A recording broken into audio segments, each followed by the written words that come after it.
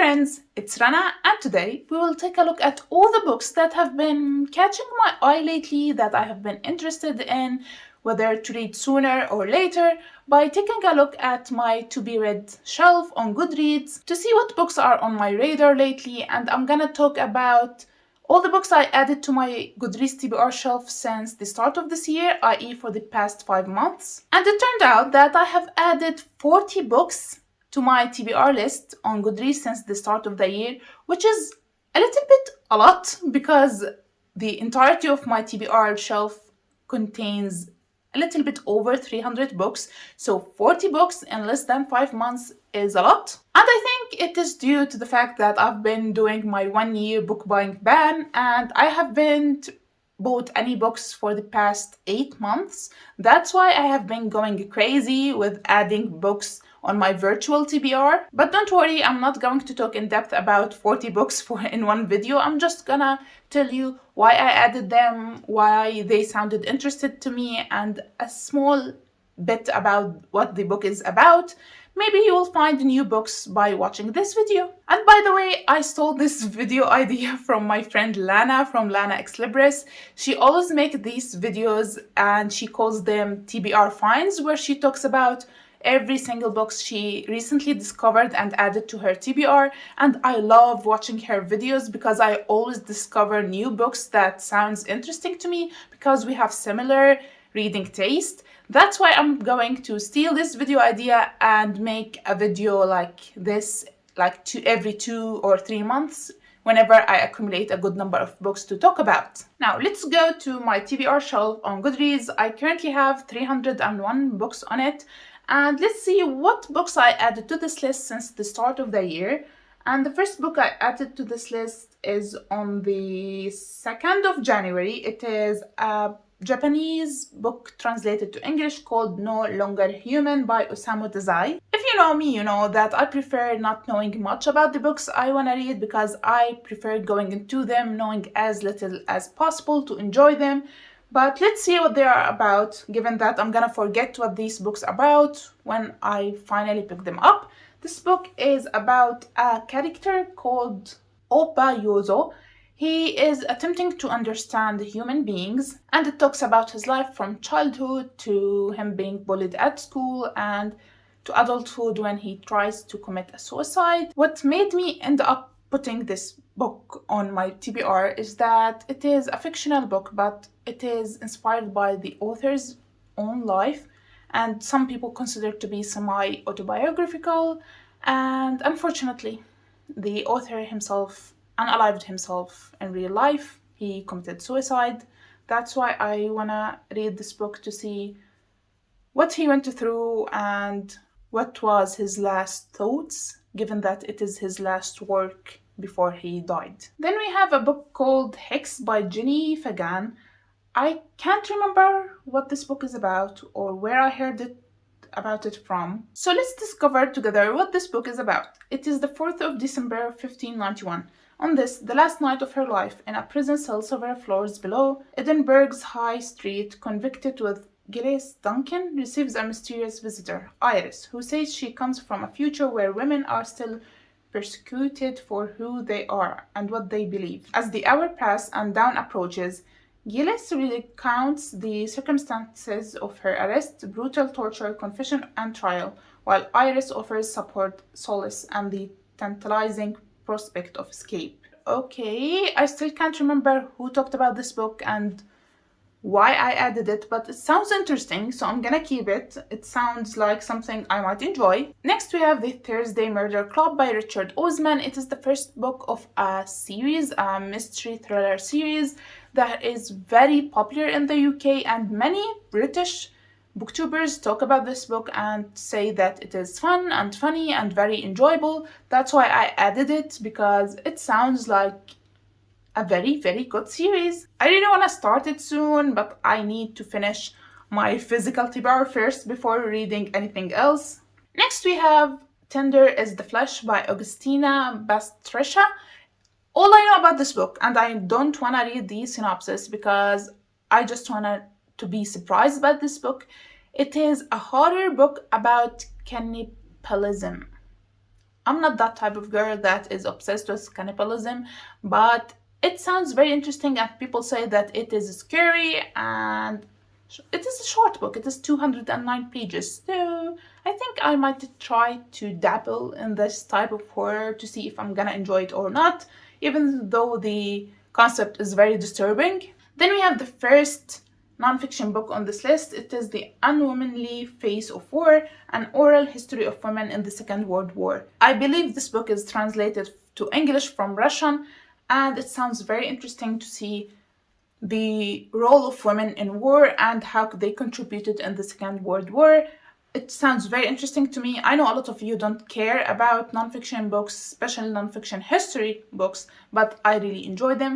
Then we have The Surrender Theory, poems by Caitlin Conlin. I can't remember adding this book, but it seems like it is a poetry collection book.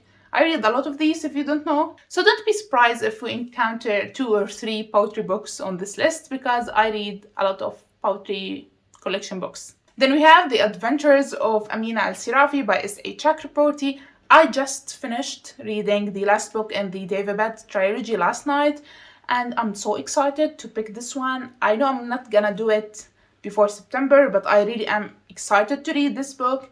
It is the new book of S.A. Chakraborty, the first book in a new series outside the David trilogy, and it sounds like everything I wanted of a fantasy book about pirates. And the cover is stunning. Then we have Evil Eye by Taf Room. It is a new release. You won't see much of them on this list because I'm not big on new releases, but this new release is by Taf Room. I have previously read a book by her called A Woman Is No Man. I made a review video of it. I love that book, even though it was so heartbreaking, but I really loved it and I want to read more by Taf Room. That's why this book is on my list. I still can't find it anywhere, but I hopefully will find a copy somewhere. Then we have a book called In Waves by A.J. Dungo. I don't know what this book is about. The description says that in this graphic novel, surfer and illustrator A.J. Dungo remembers his late partner and the shared love of surfing that endured throughout their time together. Dungo explores the beauty and complexity of his relationship with his partner as they face her prolonged battle with cancer. With his passion of surfing untying many narratives, he intertwines his own story with those of some of the great heroes of surf. Well, this sounds like a graphic novel that's gonna break my heart, but I love books that break my heart, and again, the cover is beautiful. Then we have another book that I can't remember adding called Lost and Find, a memoir by Catherine Schulz. Okay, I just read what this book is about, and it doesn't looks like a book that I'm gonna enjoy. I don't know why this is on my list, so I'm gonna remove it. I think it was added by accident, so remove it from the list. Then we have a fantasy book called The Shadow of the Gods by John Gwynne. I know absolutely nothing about this book, aside from that a lot of people say that it is a great first book of a fantasy series, and every fantasy reader has been hyping this series so much lately. That's why I added it to my list, because I love fantasy books, and the covers, the synopsis, the way people talk about the series, there's a high chance I'm gonna enjoy it too. Then we have Asylum for the Wild Built by Becky Chambers, a fantasy sci-fi book. It is very short, 160 pages, but a lot of hype has been geared toward this series lately, and everyone seems to love it. And they are very short. There are 2 books in the series, and they are very short, and people are loving it a lot. I think this book is about robots. Let's see. Centuries before robots of Panga gained self-awareness, laid down their tools, wandered en masse into the wilderness, never to be seen again. They faded into myth and urban legend. Now, the life of the tea monk who tells this story is upended by the arrival of a robot there to honor the old promise of checking in. The robot cannot go back until the question of what do people need is answered, but the answer to that question depends on who you ask and how. Chambers series asks, in a world where people have what they want, does having more matter? Well, That made me want to read it even more. The next book we have The Mountains Sing by... I don't want to try to pronounce this name because I know I'm gonna butcher it. I have a problem with Vietnamese names. I never can pronounce them right. So I won't even try because they will sound wrong if I try to pronounce them. All I know about this book that it is a multi-generational historical fiction book set in Vietnam and starting I think in the 1920s, and it is heartbreaking. I heard a couple of booktubers talking about it and they said that it made them cry. And I love me a historical fiction book that will make me cry. Then we have a Penguin Little Black classic book called Letters to a Young Poet. I love these books, small books, and I'm collecting them. And this one sounds interesting to me, that's why it is here. The next one is A Dowry of Blood by S.T. Gibson, a book that have been gaining a lot of love on booktube. I know it is not the best thing to say when talking about a book because I really hate a lot of booktube darlings. It is inspired by Dracula. I never read Dracula, but it sounds like it will be a really good book. I'll try to read Dracula first, but let's see. Next we have The Art of Losing by Alice Zeniter. This book, I think it is translated from French, and the description is also in French, so I'm gonna not try to understand what it says, but I believe I heard about this book from Emily Fox, and it sounded like something that I'm gonna enjoy. It is also historical fiction. I love reading from different cultures, and I discovered recently that I haven't read many books translated from French, and this book sounded a lot like something I'm gonna enjoy. That's why I added it, and I believe it's gonna open a lot of chances of me reading more French literature. Then we have a fantasy book called Foundry Side by Robert Jackson Bennett. The first time I heard about this book was on Reagan's channel, and she really loved this book and talks about it all the time. That's why I added it, because I also heard other booktubers talking about it and praising it. So it is on my list because of that. Then we have another fantasy book called We Hand the Flame by Hafsa Faisal. This book was very popular when it first came out on BookTube and everybody was talking about it. It sounded a bit interesting to me, but I didn't add it to my TBR until Nat, my friend Nat from Nerdy Nat Reads. She loves this book. She always talks about it. She reread it, I think, more than 2 times, and she really loved it. That's why I'm really starting to gain more interest in it, because I want to see why my friend Nat loved it so much. Also, the author Hafsa is a Muslim woman, and we love to support Muslim women in this household. Then we have a book called The Flowers of Evil by James McGuane. I can't remember anything about this book or when I added it, so let's see what's about. I'm gonna remove it from my TBR list. I believe it is another book that have been added by mistake. I keep clacking on this app, and it seems like it randomly adds books on my list, but this doesn't sound like anything I'm gonna read or enjoy. Next we have Memorial and Excavation of the Iliad by Alice Oswald. This one I remember adding. It is a short poetry book about the Iliad. It is like a retelling in a poetry form or something like that, and I really want to read it. Then we have The Beatrice Letters by Lemony Snicket. I don't know much about this book, but I added it to my list because I read a small part of a poem or a letter from this book that was so damn beautiful and heartbreaking that I ended up just adding this book to my list because I really want to read all this book. Then we have The Major by Nikki Ehrlich. Another case of me hearing about a book that sounds interesting to me. I add it to my TBR list, then completely forgetting about it. So let's read what is it about together. 8 ordinary people, 1 extraordinary choice. It seems like any other day. You wake up, pour a cup of coffee, and head out. But today, when you open your front door, waiting for you is a small wooden box. This box holds your fate inside, the answer to the exact number of years you will live. From suburban doorsteps to desert tents, every person on every continent receives the same box. In an instant, the world is thrust into a collective frenzy. Where did these boxes come from? What do they mean? Is there truth to what they promise? As society comes together and pulls apart, everyone faces the same shocking choice. Do they wish to know how long they will live? And if so, what will they do with that knowledge? Well, this sounds awesome. The idea of this book is amazing. I'm gonna love to read it, but I don't know when, but it sounds really good. Then we have a massively popular book here on booktube. It is called Tomorrow and Tomorrow and Tomorrow by Gabrielle Zevin. I don't like to brag, but I've been a Gabrielle Zevin fan before this book came out, years before this book came out. I read The Storied Life of Ejeri Fikri by Gabrielle Zevin a few years back, and I loved that book.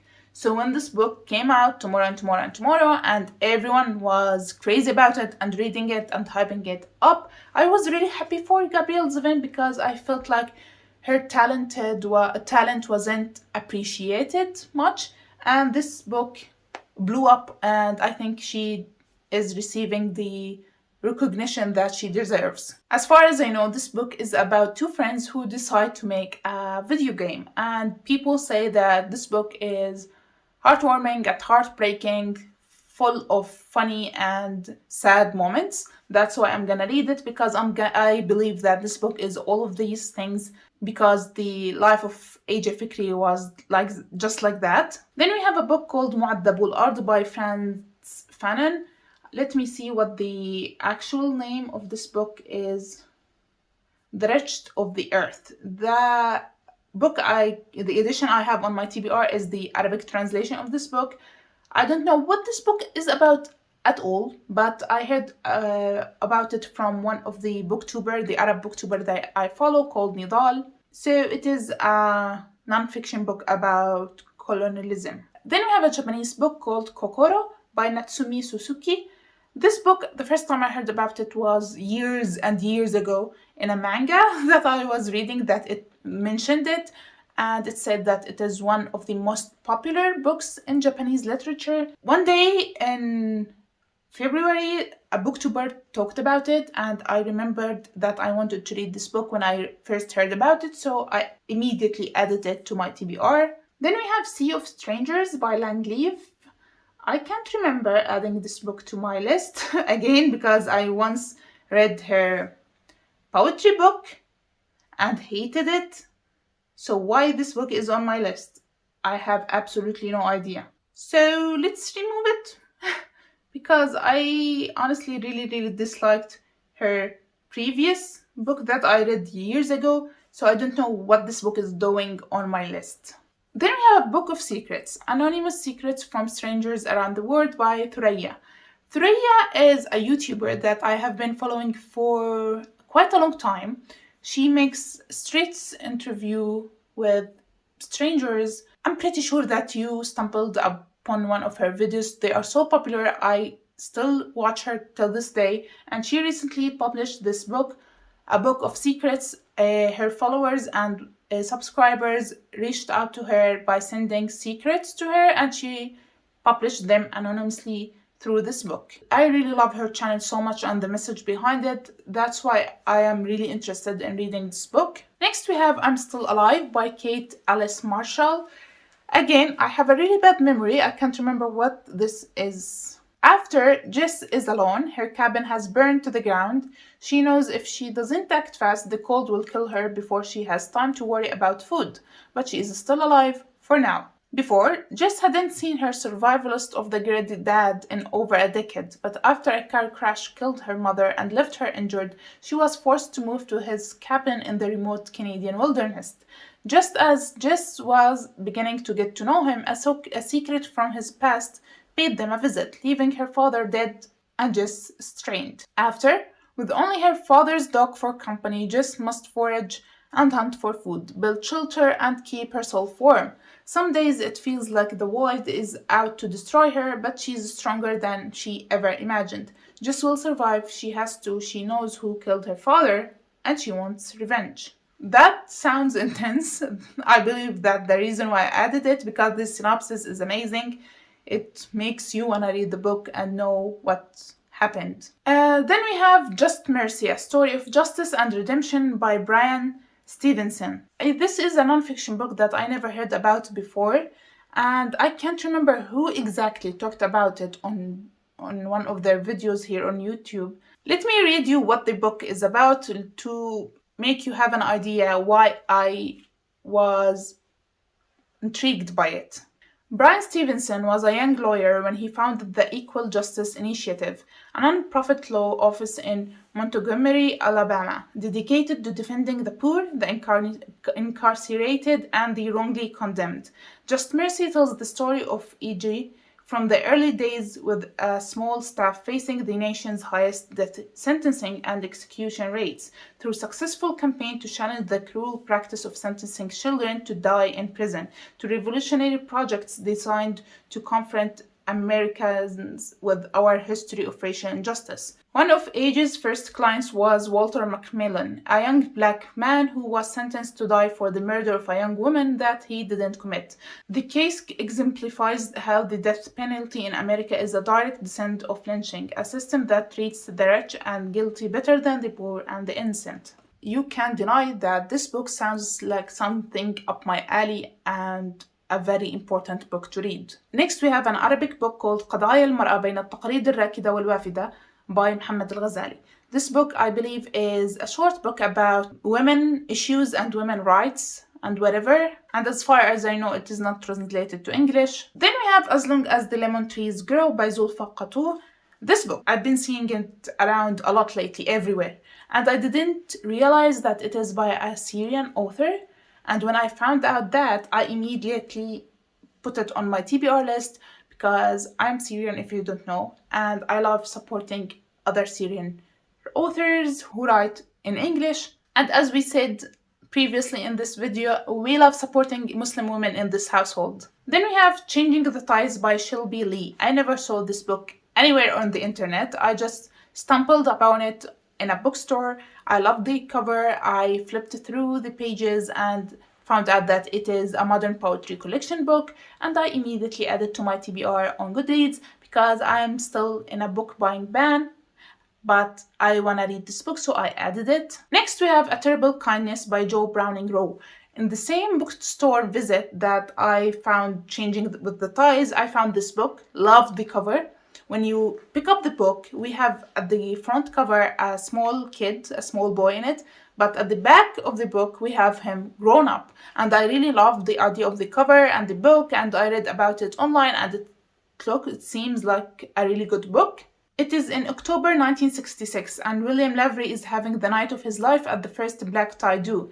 But as the evening unfolds, new hits of the landslide at a coal mine, it has buried a school, a Brifan. William decides he must act, so he stands and volunteers to attend. It will be his first job as an embalmer, and it will be one he never forgets. His work that night will force him to think about the little boy he was, and the losses he has worked so hard to forget. But compassion can have surprising consequences because, as William discovers, giving so much to others can sometimes help to heal ourselves. Like, come on, that sounds like a very good literary fiction book. Then we have أن تفلت يدك by Hana Abdullah al-Madi. This book, my friend recommended to me. The author, Hana Abdul Madi, she was a book reviewer here on Goodreads and other platforms, and she unfortunately passed away because of an asthma attack, and her family decided to publish this book. It is a collection of her writings and essays in her memory after her passing because it was so sudden and shocking to them, and they really loved her so much. That's why they published her writings in this small little book. So I also added it to my TBR, and I really want to read it. I will probably buy it from the next Amman International Book Fair. Then we have Hidden Valley Road, Inside the Mind of an American Family by Robert Colker. This is a non-fiction book about an American family with 12 children. Half of them have schizophrenia, and this book talks about them and about schizophrenia, and I really want to read this book to learn more about schizophrenia and what this family went through. Then we have another nonfiction book. I heard about these two books from the same booktuber. Forgot her name, but God bless her. This book is called Why Fish Don't Exist by Lulu Miller. A book about a story of, what was his name? David Starr Jordan. It is a non-fiction book about his life, how he discovered a lot of kinds of fish and how he lost his work due to fire, then earthquake, and a lot of things, and his journey. He went through a lot of things by losing all his study and discoveries. So he didn't give up and he started from scratch again. You might have noticed that I read a lot of nonfiction books about a lot of different things because I really like learning a lot about other things by reading books. Then we have What the Wind Knows by Amy Harmon, a historical fiction book that is very loved by the historical fiction community. I don't know anything about it. I don't want to know anything about it aside from that it made every single person who read it cry. Then we have Sparks Like Stars by Nadia Hashmi. It is a book about a woman in Kabul in Afghanistan, and that's all I know about it because I love fiction books about Afghani women. I don't know what is it about, but just I love them. I just love reading about them. Next we have an Arabic book called تثبيت حجية السنة ونقد أصول المنكرين by Ahmed Yusuf Sayyid, an Islamic Arabic book. I don't know anything about it aside from it talks about, I can't describe what is it about in English, so let's skip it. And the last book that I have added to my TBR shelf was back in the 29th of April. It is another Arabic book called مدخل إلى القصص وقصة آدم by Muhammad Shahrur, a book that talks about stories from history, like the story of Adam, the story of the flood, and other things. I love reading about this type of stuff, about stories from history, mythology, and all of that things. And the reason why it has been so long since I added anything to my TBR on Goodreads is because I haven't been watching many booktube videos lately because of stuff happening in my life with my job. That's why I haven't adding anything to my TBR list, because I discover new interesting books by watching booktube videos. And when I don't watch them, there won't be any books to be added to my TBR list. But I'll hopefully come back to reading more books and watching more booktube videos because I have submitted my resignation letter from my current job last week, and I will go to work for 1 month before I leave. It is like the 1 month notice period, and that's it. I'm out of this job. I don't know what the future has for me in its folds, but I'm hoping for the best. So that's it for today's video. I hope you enjoyed it. Please subscribe to see my future videos, and I will see you next time. Bye!